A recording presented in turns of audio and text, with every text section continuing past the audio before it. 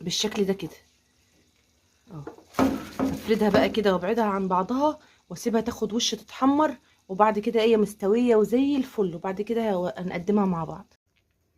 وبكده يا حبايب قلبي وجبتنا النهارده خلصت بالسلامه كده زي ما احنا شايفين.